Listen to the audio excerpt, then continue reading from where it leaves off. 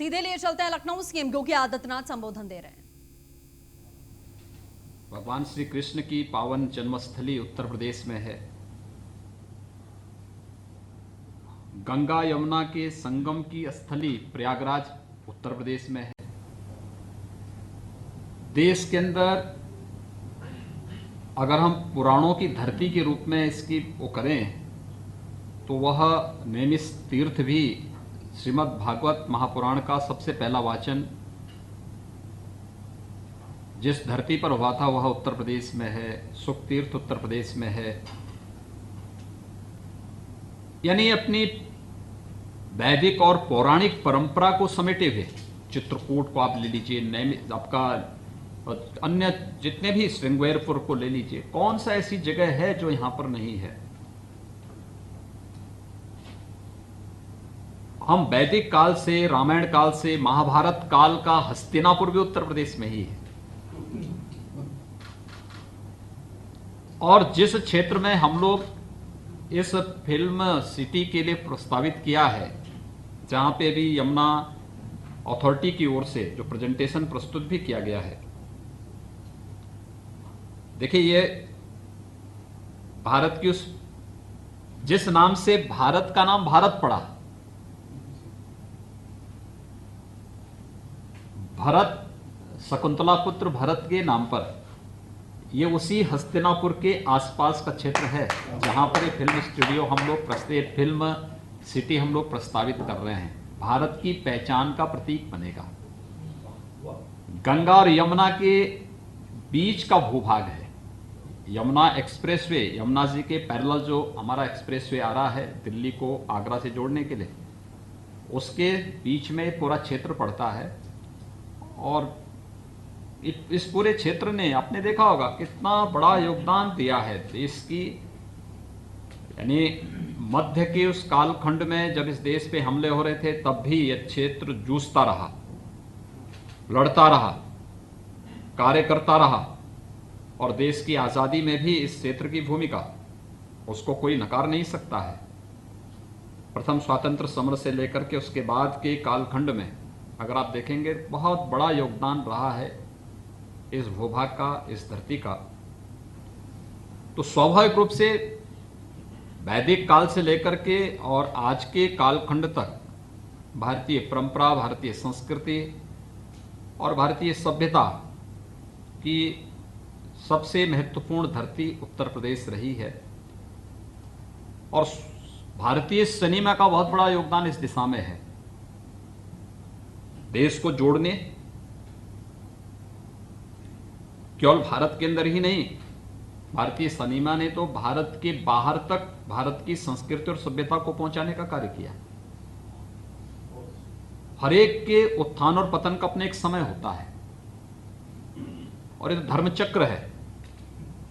ये उत्थान और पतन उसके साथ जुड़ा होता है, हम उससे अलग अपने आप को हटके नहीं देख सकते। इसलिए ये जितनी भी प्रक्रियाएं हैं, अगर बुरा हुआ है तो उसने अच्छा भी किया है और अच्छे बुरे के बीच में रास्ता हमें ढूंढना है, उससे हमें रास्ता निकालना है।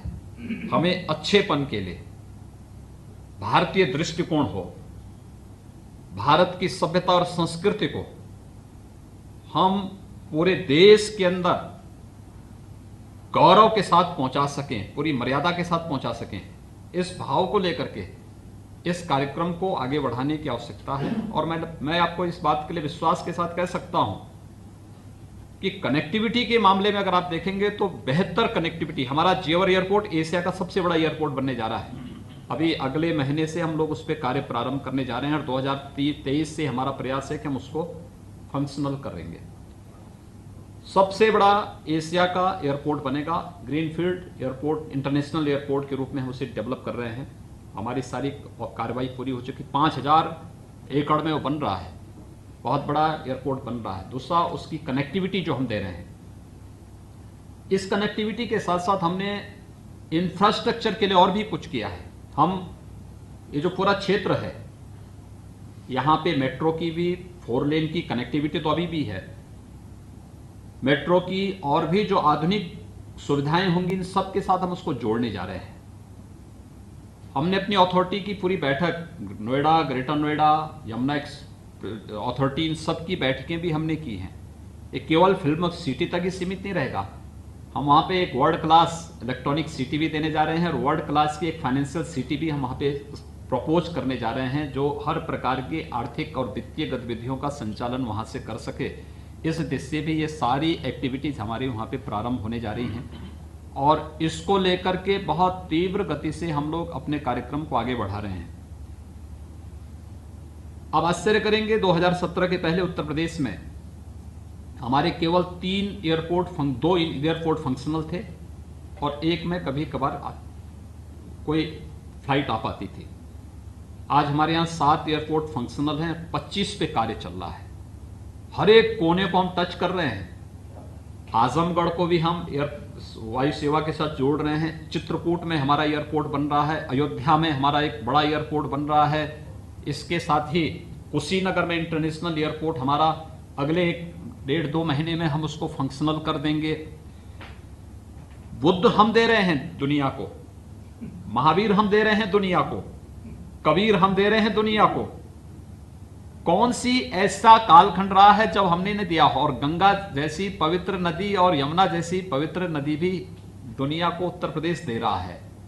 उत्तर प्रदेश की देन है। कुंभ के आयोजन को आप देखेंगे, यूनेस्को ने अमूर्त मानवता की मूर्त सांस्कृतिक धरोहर के रूप में उसको मान्यता दी। देखिए ना, लोगों की भावनाएं किस प्रकार से परवान चढ़ती हैं। सरकारें उसको एक औपचारिकता बना देती थी। 2013 में महाकुंभ का आयोजन था, पूर्ण कुंभ था। घटनाएं, दुर्घटनाएं, दुर्व्यवस्था, गंदगी, ये सब के पर्याय कुंभ जैसे आयोजन बन गए थे। कुंभ के बारे में हम लोग क्या मानते थे? कुंभ ये मानते थे कि कुंभ में सभी देवी देवता संगम तट पर आकर के स्नान करते हैं। सरकार की कोई व्यवस्था हो ना हो, लेकिन गांव का एक सामान्य गरीब से गरीब व्यक्ति से लेकर के हर जिसके पास साधन थे अपने साधन से, शेष व्यक्ति अपने स्वयं के साधन से, कोई पैदल आ रहा है, कोई ट्रैक्टर से आ रहा है, कोई ट्रेन की छत पे चढ़ करके आ रहा है, कोई ट्रक में बैठ करके आ रहा है, लेकिन संगम में जाकर के स्नान करता था। सुविधा नहीं होती थी। कुंभ के बारे में जब चर्चा की बात आई तो मैं प्रधानमंत्री जी के पास गया। आदरणीय प्रधानमंत्री जी ने कहा कि देखिए, कुंभ को दुनिया के एक यूनिक इवेंट के रूप में प्रस्तुत किया जाना चाहिए। अब तक छवि क्या है? कुंभ का मतलब अव्यवस्था, कुंभ का मतलब गंदगी, कुंभ का मतलब दुर्व्यवस्था, कुंभ का मतलब असुरक्षा। इस छवि को कैसे हम हटाएंगे, इसके बारे में कुछ अध्ययन करके इस पर कार्य योजना तैयार होनी चाहिए। हम लोगों ने कार्य प्रारंभ किया। यद्यपि 2019 में कुंभ जो था वह पूर्ण कुंभ नहीं था, अर्ध कुंभ था, लेकिन हमने नाम बदला। हमने कहा नाम कुंभ होगा। अधूरा हमारे यहां कुछ नहीं होता है। हम आधे में नहीं, पूर्ण में विश्वास करते हैं और इसलिए कुंभ नाम होगा। कुछ लोगों ने आपत्ति की तो मैंने उनको आमंत्रित किया। मैंने कहा मुझसे बातचीत करो, मैं इसका जवाब दूंगा। और फिर मैंने कहा कि देखिए, हमारे यहां पूर्णता से ही शुरू होती है और पूर्णता में ही समाप्त होता है। ओम पूर्णमदः पूर्णमिदं पूर्णात् पूर्णमुदच्यते, तो पूर्णस्य पूर्णमादाय पूर्णमेवावशिष्यते। मैंने कहा ये है भारत की वास्तविक परंपरा, इसलिए कुंभ कुंभ होगा। आप इसको महाकुंभ कर सकते हैं बाद में, लेकिन अभी कुंभ होगा और कुंभ को हम इसी रूप में प्रस्तुत करेंगे। फिर हम लोगों ने कुंभ का पहली बार, देखिए हजारों वर्षों के इतिहास में पहली बार कुंभ का एक लोगो होना चाहिए। लोगो क्या होगा? हम लोगों ने लोगो को उसी रूप में प्रस्तुत किया। कुंभ के पीछे का उद्देश्य क्या? हमने प्रसून जोशी जी को भी बुलाया था। हमने उनको थॉट दिया। हमने कभी कुंभ का मतलब प्रयागराज में हो रहा है तो गंगा और यमुना का संगम हो, अमृत कलश वहां पे उतरता हुआ दिखाई दे रहा हो। हम उसको किस रूप में प्रस्तुत करते हैं, इस रूप में इसको हमें आगे बढ़ाना चाहिए। और फिर हम उसको प्रचार के एक माध्यम के रूप में लें। हमें स्वच्छ कुंभ देना है, हमें सुरक्षित कुंभ देना है। लेकिन हमें टेक्नोलॉजी को अपनाने में परहेज नहीं करना है। हम अपने पीछे पिछड़ेपन का थप्पा नहीं लगाना चाहते। हम भारतीय हैं, इस पर हमें गौरव की अनुभूति होनी चाहिए, लेकिन हम टेक्नोलॉजी को अपना के उसको बेहतर करेंगे। आप आश्चर्य करेंगे, लोग मुझसे कहते थे कुंभ में इतनी बड़ी तैयारी आप कर रहे हैं, इलेक्शन के ठीक पहले ही आयोजन हो रहा है, और कोई घटना हो गई तो क्या होगा? मैंने कहा आप ये सोचते क्यों घटना होगी? भाई हम फुल प्रूफ व्यवस्था दे रहे हैं। उन्होंने कहा भीड़ होगी कैसे रोकेंगे? मैंने कहा आर्टिफिशियल इंटेलिजेंस का उपयोग करेंगे। उन्होंने कहा कोई आतंकी वारदात हो गई, मैंने कहा देश और दुनिया के सभी ऐसे जितने भी संदिग्ध चेहरे होंगे सब मेरे सॉफ्टवेयर में कैद होंगे, और वे इस क्षेत्र में कहीं घूमेंगे भी तो पहले ही अलर्ट आने लग जाएगा, इससे पहले वो कुछ करें हम उसका काम तमाम कर देंगे। आप चिंता मत करिए, हमारे पास सब कुछ है, हम उसको करेंगे। अब देखें इतना सक्सेसफुल रहा पूरा आयोजन। महाकुंभ के अवसर पर 2013 में 12 करोड़ श्रद्धालु आए थे, और जो अर्ध कुंभ जिसको कहते हैं, जिसको हमने कुंभ कहा, उसमें 24 करोड़ से ज्यादा श्रद्धालु आए थे। कहीं गंदगी नहीं, कहीं अव्यवस्था नहीं, कहीं असुरक्षा नहीं, कहीं कोई दुर्व्यवस्था नहीं।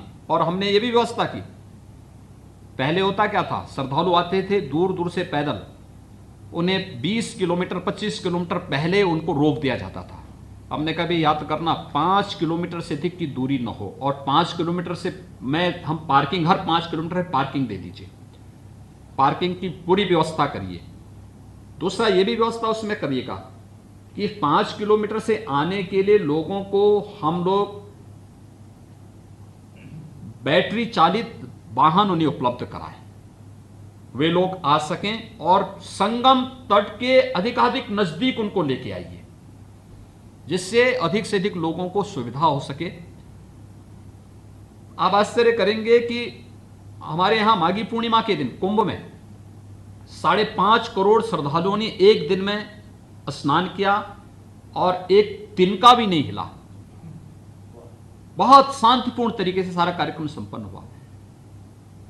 अपने चीजों को किस रूप में हमारा प्रस्तुतिकरण क्या होता है, यह निर्भर करता है। और मुझे लगता है कि भारतीय सिनेमा को भी हमें आज उस दिशा में ले जाने की आवश्यकता है, और उस पर बहुत साफ, जैसे बहुत सारे लोगों की पीड़ा इस बात को बताती है कि आप लोग चाहते हैं, जैसे कभी कैलाश जी ने भी कहा कि पहली फिल्म बनी थी उस सत्यवादी हरिश्चंद्र पे बनी थी, यानी हमारा उस समय फोकस क्या था कि हमें यानी गांधी जी का पूरा जीवन बदला कैसे, उनके नाटक को देख करके, उस समय की उन फिल्मों को देख करके, उन चित्रों को देख करके कैसे व्यक्ति में व्यापक परिवर्तन लाया जा सकता है, उसका आधार बना था ये।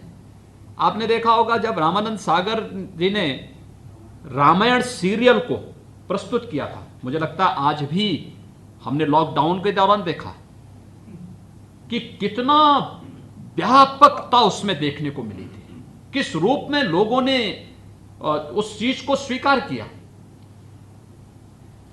डिमांड होती थी कि इस एपिसोड को एक बार फिर से दिखाइए, फिर से दिखाइए, फिर से दिखाइए। हम किस रूप में प्रस्तुत करने का प्रयास कर रहे हैं, कैसे हम प्रस्तुत करना चाहते हैं अपनी चीजों को, ये इस पर निर्भर करेगा। और मुझे लगता है कि पीढ़ियां याद करेंगी जो आप अच्छी चीज देते हैं। भाई आज जब चाणक्य एक सीरियल आता है, लोग किस रूप में उसको देखते हैं, लोगों को अपनी परंपरा और अपनी संस्कृति का एहसास होता है कि वाह ये हैं हम, ये कर सकते हैं हम, अन्यथा किसी को पता ही नहीं। आखिर इन चीजों के बारे में देखा कौन, और मुझे लगता है सही परिप्रेक्ष्य में उसको हम रख सकेंगे तो उस दिशा में बेहतर प्रयास करना चाहिए। और हमारे यहाँ जो है, देखिए मैंने पहले भी यहाँ पे कहा, जो अभी यहाँ पर मेरे सामने जो बात अभी ओम जी ने जो बात कही कि वो आदि पुरुष के नाम पर एक फिल्म बनाना चाहते हैं, मैं स्वागत करूंगा। और मैं तो चाहूंगा कि पूरा रामायण सर्किट पे कार्य चल रहा है, रामायण सर्किट पे जो कार्य वर्तमान में चल रहा है, देखिए कितनी अद्भुत परंपरा है। और इस पे तो हमें गौरव की अनुभूति करनी चाहिए कि देखिए अभी अयोध्या विवाद का पटाक्षेप हुआ है, कितने शांतिपूर्ण तरीके से एक लोकतांत्रिक देश में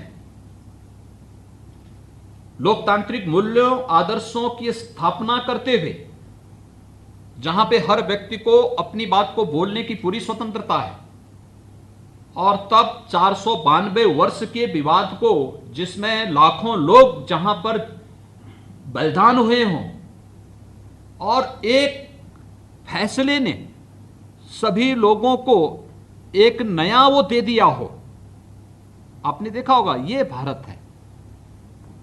यानी हम लोग किस रूप में राम के उस महत्व को प्रस्तुत कर सकते हैं कि जिस दिन राम जन्मभूमि का फैसला आना था, लोगों को लगता था कुछ होगा। मैंने कहा यार देखो, कुछ नहीं होने वाला है, कुछ नहीं होगा, बहुत शांतिपूर्ण तरीके से सारी चीजें होंगी। और मैं आपको बताऊं, आजादी के बाद का हमारा सबसे शांतिपूर्ण दिन था वो, जब 9 नवंबर 2019 को राम जन्मभूमि का फैसला आया था। सबसे शांतिपूर्ण दिन था। यानी एक तिनका भी नहीं हिला कहीं प्रदेश में। होता है अक्सर कोई तू मैं होता है, लोगों में मारपीट होती है, कहीं छिनेटी होती है, कहीं पे कोई अन्य चीजें हो जाती हैं। 9 नवंबर 2019 की तिथि ऐसी थी जिस दिन एक तिनका भी कहीं नहीं हिला। सब ने स्वीकार किया, हर पक्ष ने इसको बहुत अच्छे ढंग से स्वीकार किया। और मैं चाहूंगा कि ये चीजें इसी रूप में आगे बढ़ा करके बहुत अच्छे कार्य हो सकते हैं। दूसरा, ये फिल्म सिटी का जो प्रस्तावित स्थल है, मुझे लगता है जब हम एक संस्कृति और एक रंगकर्मी की बात करते हैं तो मुझे लगता है कि सबसे पहले उनके आराध्य के रूप में कृष्ण सामने आते हैं। ये मथुरा के नजदीक पड़ता है, एकदम सटा हुआ है पूरा क्षेत्र, एक साथ वो आपस में जुड़ा हुआ है। तो ये पूरा क्षेत्र भारत की पौराणिक, भारत की आध्यात्मिक, भारत की वैदिक और उन सभी परंपराओं को हमारे साथ जोड़ने का कार्य करता है। हम लोगों ने प्रदेश में अपनी फिल्म की पॉलिसी भी बनाई है, 2018 में हम लोग बना चुके हैं।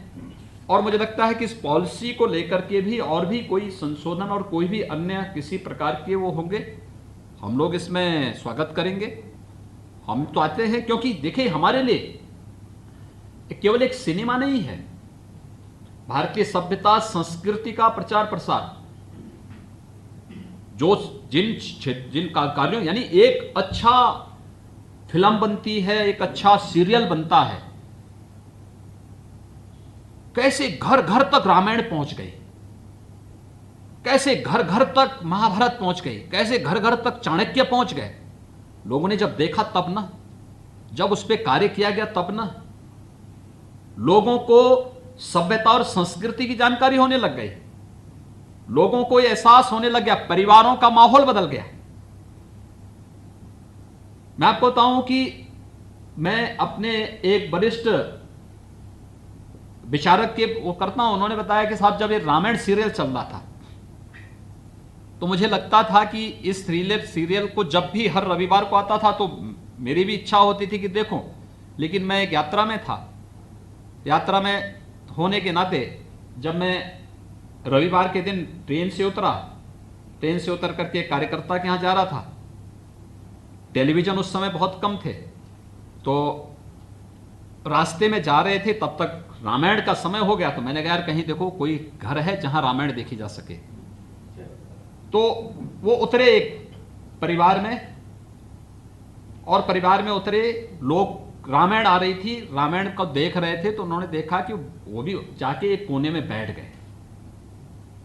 लेकिन जब रामायण आई, रामायण का पूरा संपन्न हुआ, तो उस अपरिचित व्यक्ति ने देखा कि ये तो कोई बाहर का, उस जिस परिवार में देख रहे उन्होंने देखा ये कोई बाहर का व्यक्ति। उन्होंने पूछा आप कौन है? तो उन्होंने कहा साहब मैं तो राष्ट्रीय स्वयंसेवक संघ का एक पदाधिकारी हूं। और वो घर था एक मुस्लिम का, एक मुस्लिम के घर में रामायण दिखाई जा रही है और देखने वालों में राष्ट्रीय स्वयंसेवक संघ का शीर्ष पदाधिकारी भी बैठा है। तो चाय लेके आया, उन्होंने कहा आप चाय लीजिए, उन्होंने कहा चाय ले लेंगे। कहा हमारे घर में पीने में कोई आपको कोई दिक्कत तो नहीं? कहा अरे कोई दिक्कत नहीं, आपको जब रामायण देखने में कोई दिक्कत नहीं तो हमें चाय पीने में कौन दिक्कत है? लेकिन उन्होंने कहा, एक बात उन्होंने पूछी, उन्होंने कहा मुझे एक बात बताओ, क्या आप मुस्लिम हैं? अयोध्या में राम मंदिर का आंदोलन चल रहा है, लेकिन राम की इस गाथा को रामायण के माध्यम से आपके घर में टेलीविजन के माध्यम से दिखाया जा रहा है, क्या कारण? उन्होंने कहा साहब क्या बात कर रहे हैं आप? रामायण, जब से हमारे घर में रामायण का ये सीरियल हम दिखा रहे हैं तब से हमारे घर का पूरा परिदृश्य बदल गया है। जो विवाद थे, भाई भाई का विवाद था, परिवार में पति पत्नी का विवाद होता था, जो आपसी एक द्वंद्व हमेशा रहता था, वो तब से पूरा समाप्त हो गया है। क्योंकि उन रिश्तों को, उन परंपराओं, क्योंकि आखिर हमारी उपासना विधि कुछ भी होगी, लेकिन हमारा जीन्स तो वही है जो चला आ रहा है लाखों वर्षों से, हजारों वर्षों से।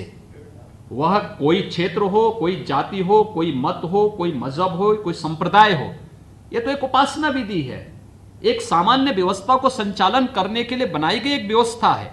लेकिन जीन्स तो हमारा वही है।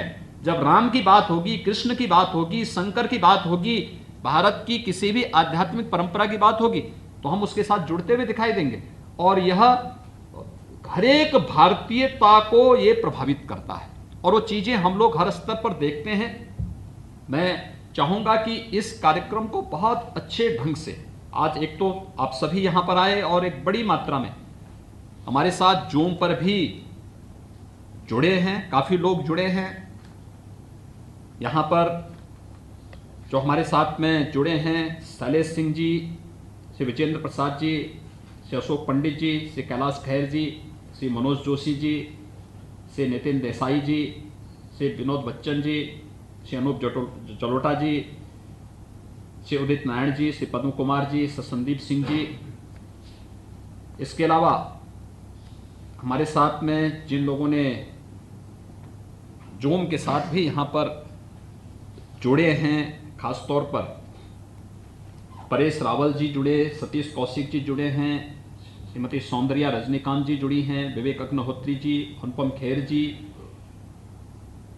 नीरज पांडे जी, डेविड धवन जी, सुभाष घई जी, सिरक पटेल जी, भूषण कुमार जी, चंद्र प्रकाश द्विवेदी जी, राज सांडियन जी, विशाल चतुर्वेदी जी, प्रियदर्शन जी, महावीर प्रसाद जी, महावीर जैन जी, न्यू जर्सी से श्रीमती अनामिका श्रीवास्तव जी, मुराद अली जी, ओम रावत जी, मनोज जी, दीपक दलवी जी, ये सभी लोग जुड़े हैं, और रवि किशन जी भी इसके साथ जुड़े हैं। मैं एक तो आप सभी को अपना समय निकालने के लिए हृदय से मैं धन्यवाद देता हूं।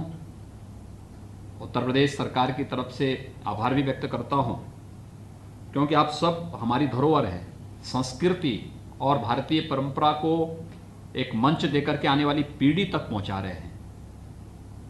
सामान्य व्यक्ति ग्रंथ नहीं देख सकता है, सामान्य व्यक्ति इतिहास के पन्नों को पलट नहीं सकता है। वो ठीक है, उसको कोई एग्जाम पास करनी हो तब तो देखता है, नहीं देखता, लेकिन एक सिनेमा के माध्यम से आप उसको हमेशा के लिए उसके मानस पे इस बात को रख देते हैं, उसको हमेशा के लिए उसके साथ जोड़ देते हैं। तो ये एक बहुत बड़ा कार्य इस पर आपने ये किया है, इसके माध्यम से आप कर रहे हैं। और आज यहाँ पे आपने जो उत्साह दिखाया है, इसमें एक तो मुझे लगता है उत्तर प्रदेश में बहुत पोटेंशियल है।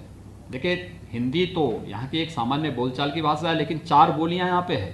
पूरब में आप जाएंगे भोजपुरी, मध्य में आप आएंगे अवधी, पश्चिम में आप जाएंगे ब्रज है, इधर आप जाएंगे बुंदेलखंडी है। तो ये 4 तो हमारी बोलियां यहीं पे हैं, उत्तर प्रदेश में ही हैं, और बहुत पोटेंशियल है इसमें, बहुत वो है। राजस्थानी हमसे जुड़ी हुई है, हरियाणवी हमसे जुड़ी हुई है। इसी प्रकार से आप देखेंगे तो हर एक स्तर पर कहीं ना कहीं छत्तीसगढ़ी है, उधर जो है झारखंडी है, सभी एक दूसरे के साथ जोड़ करके हम लोग बहुत मजबूती के साथ इस कार्यक्रम को आगे बढ़ा सकते हैं। और एक भारतीय सिनेमा को एक नया मंच मिलना चाहिए, इस समय की आवश्यकता है। उसमें प्रदेश सरकार इसमें पूरा वो करेगी। मैं चाहूँगा कि हम लोगों ने अपनी फिल्म नीति 2018 बनाई भी है और इसमें जो है राजू श्रीवास्तव जी यहाँ पे काम कर रहे हैं हमारे फिल्म बंधु की तरफ से भी। तो सीएम योगी आदित्यनाथ की महत्वपूर्ण बैठक कर रहे हैं। जेवर एयरपोर्ट हमारा सबसे बड़ा एयरपोर्ट होगा। सीएम ने एयरपोर्ट्स को लेकर भी ये बात की कि इससे 17 से पहले हमारे पास 3 एयरपोर्ट थे, लेकिन अब तमाम एयरपोर्ट हैं जो बन गए हैं। और फिल्म सिटी को लेकर ये जो महत्वपूर्ण बैठक लगातार यहाँ जारी है, साफ तौर पर सीएम योगी आदित्यनाथ का एजेंडा क्लियर है कि अपनी संस्कृति, अपनी सभ्यता को लेते हुए हमें एक फिल्म सिटी, ऐसी फिल्म सिटी का निर्माण करना होगा जिसमें हर कोई काम कर सके।